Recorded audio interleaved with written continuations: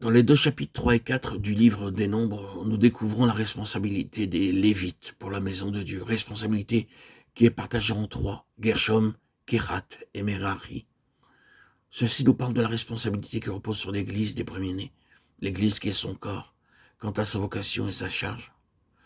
Si nous pouvions clairement voir et vraiment saisir ce que ces choses signifient, nous aurions une compréhension et une connaissance très complète, approfondie et précieuse sur la raison pour laquelle le Seigneur a voulu qu'il y ait l'Église et le but de son existence, non seulement sur la terre, mais dans cet univers.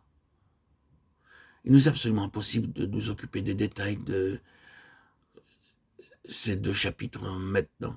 Il nous est juste possible d'en parler pour le moment d'une manière globale et générale, en mentionnant les principaux points présentés dans ce triple passage de partage de responsabilité. Dans le chapitre 4, vous avez un changement dans l'ordre. Dans le chapitre 3, nous avons en premier Gershom, Kehath en second et Merari en troisième. Dans le chapitre 4, Kehath vient en premier. Puis dans le chapitre 10, nous trouvons un autre partage dans lequel Gershom et Merari sont désignés ensemble pour le service du tabernacle, alors que Kehath est présenté en relation avec le sanctuaire. Vous devez toujours vous rappeler la différence entre le tabernacle et la tente d'assignation. Ce n'est pas la même chose. Ces différences d'ordre relevées entre les chapitres 3 et 4 et les chapitres 3, 4 et 10 ne sont pas simplement des questions de procédés. Elles ont leur propre signification spirituelle et leur importance. Et cela pourra être évoqué dans ce que nous aurons à dire de manière générale dans les futurs audios. Pour le moment, lorsque nous attardons sur le partage des charges et que nous remarquons à quel point il est clair et précis que tout ce qui allait constituer le tabernacle pouvait être divisé de cette manière, nous sommes dans l'obligation de demander ce que signifient ces 3 parts et de considérer les choses mêmes qui constituent les différentes responsabilités. Car il n'est pas difficile d'effectuer le partage, bien que si nous avions eu peut-être à le réaliser, nous aurions probablement placé certains de ces objets dans des catégories différentes de celles dans lesquelles nous voyons que Dieu les a mis. Pourtant, il n'est pas difficile de constater qu'ils s'inscrivent très facilement dans ces 3 partages et que par conséquent, ceci représente 3 aspects de la révélation complète de Dieu, pour laquelle la responsabilité incombe à l'Église.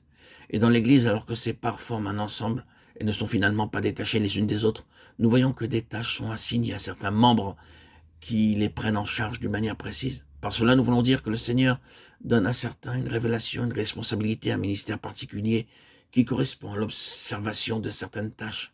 Et lorsque vous revenez aux lettres aux Éphésiens et aux Colossiens, vous trouvez l'évidence de la responsabilité individuelle spécifique, très clairement énoncée.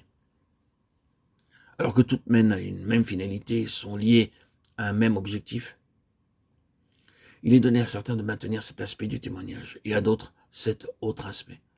Ou nous pouvons le formuler autrement en disant que certains sont caractérisés par une charge particulière en relation avec l'ensemble du témoignage et que d'autres le sont par une autre qui est distincte.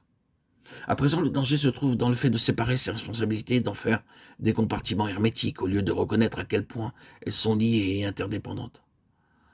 Nous en dirons peut-être davantage dans d'autres audios, mais nous mentionnons uniquement d'une manière générale ce que nous avons ici, sans chercher à entrer dans les détails et en agissant de la sorte, il nous est possible de nous rapprocher des différentes parties.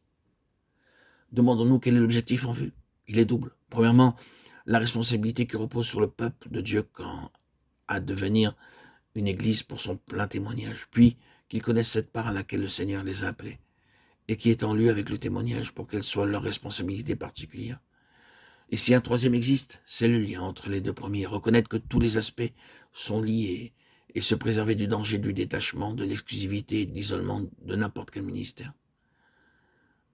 Ainsi, prenons ce qui semble être l'aspect dominant de chacune de ces 3 parties, sans entrer dans les détails, ce qui serait quasiment impossible. Nous prendrons l'ordre du chapitre 4, car il est clairement le plus juste dans le cheminement.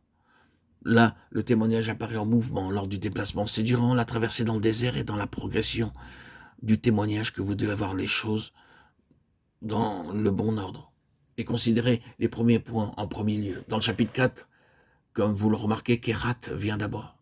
Il serait peut-être utile ici encore de revoir les charges attribuées à chacun. Dans le chapitre 3, Gershom a la responsabilité de tous les rideaux et de toutes les toiles de la tente d'assignation. Kehat, celle de l'arche, la table, le chandelier, les autels, les vases et le voile. Et Merari, celle des planches du tabernacle, les barres, les colonnes, les bases et les ustensiles.